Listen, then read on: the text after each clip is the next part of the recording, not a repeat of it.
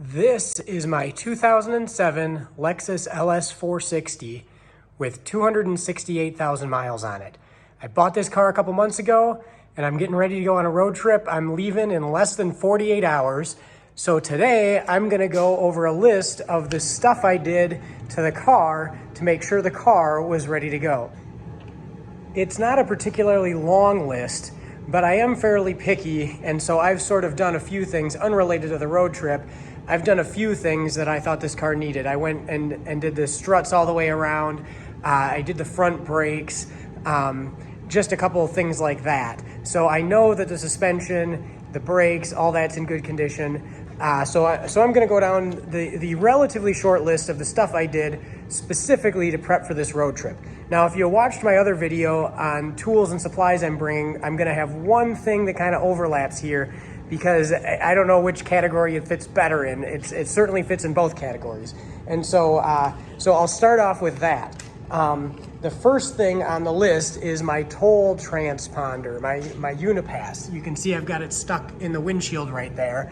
And so of course that goes on the car, so that's why it's also in this video. And you might want to double check, like in this case, I haven't taken this car on a route like this before with this transponder, so make sure that you update the website to include your current vehicle and license plate. So next thing on the list is making sure that you have a current insurance card. I don't know about you guys, but I never have a current insurance card. It seems like about the time I get around to putting it in is about halfway through the cycle, and then it's expired and I've just got an expired insurance card again. So I made sure to print off a current insurance card, and equally important, I actually upped my policy coverage. I don't normally have roadside assistance or rental car coverage, but I added it just in case I do run into trouble. It seems like money well spent. It cost me, I think it was about 125 bucks to add it for a 6-month time frame. This is one of 2 trips I've got planned here. I'm leaving in just less than 2 days to go down to Key West, and then I've got another trip planned to Key West in about 2 months. So this is just the first of 2 trips. So, and if I cancel that extra coverage after the second trip, it's only going to cost me about 40 bucks. So that seems like money well spent. So that's the second thing, updated insurance card and maybe upgraded coverage.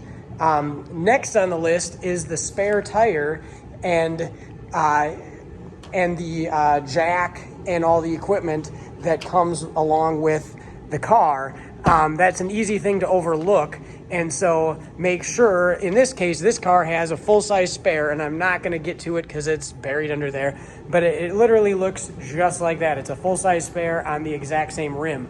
So nobody would even know if I had to swap it out and put the spare on.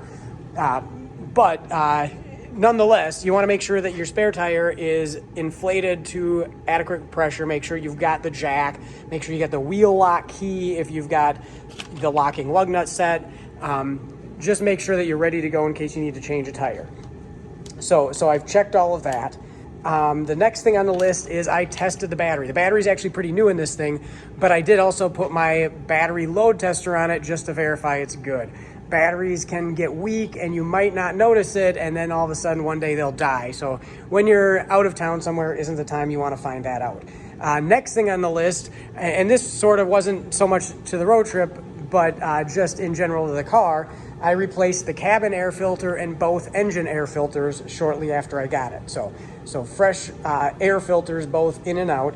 And fluids. I did do a transmission flush on this, put 100% new fluid in it, and I also changed the rear differential oil, and I've recently changed the engine oil.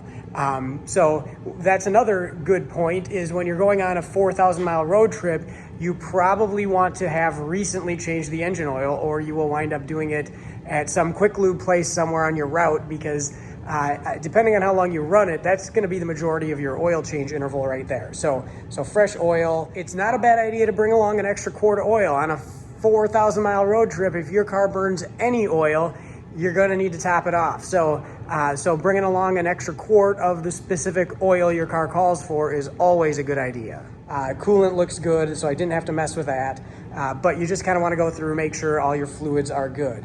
I put a new serpentine belt on it. I also have a spare one in the trunk, but I did put a new serpentine belt on that's easy, cheap maintenance. So I've done that. So that pretty much covers the list. And I suppose another thing on the note of the tires, make sure that you've got decent tires, and don't just look at the outside edge. You can look at the outside edge and see you've got good tread, but a lot of times you'll have camber set funny or toe set funny wearing the inside of the tire. So make sure that your tread's good inside and out, and of course make sure that your 4 tires that are on the car currently, in addition to the spare, are also inflated to the proper pressure. Here is the tool supply that I outlined in my last video, and here it is packed in the car. Now, I'm not gonna lie, it's not the tiniest bunch of stuff. I'm not particularly a light packer, but I don't know that I'd wanna skip anything on that list. And as you can see here, a couple things I talked about that I didn't have on the table when I was going through the list is the fire extinguisher. That was 16 bucks at Walmart, and the first aid kit. So I've added those 2 things to the mix. So my tool and supply stash is ready to go. So I think that pretty much covers everything that I did to the car. One other thing that's probably worth mentioning is I'm gonna make another video about some of the accessories that I've added to this car. It's not a very long list. I don't want to have a huge list of accessories, but one of the things that I've added is a dash cam, and it's a dual channel. There's the camera in the front, and then there also is the camera in the back there. And I really like the peace of mind of having a dash cam, and so I've added one to this. So that would be another thing. Check and make sure your dash cam is functioning. I pulled the memory card out of it, plugged it in my laptop, made sure everything, from my last drive was recorded on there. So we're good to go with that.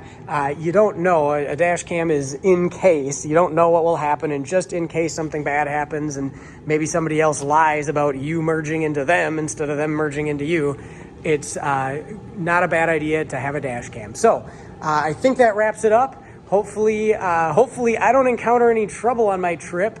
Hopefully this list will help some of you guys prepare for your road trips. So next video that I've got coming up, I'm gonna try and outline some of the minor modifications I've done to this car. They're really minor, but they're all ones that I felt like they updated the car nicely, make it a little better for a road trip, or just make it a little aesthetically better looking. So that's it for now.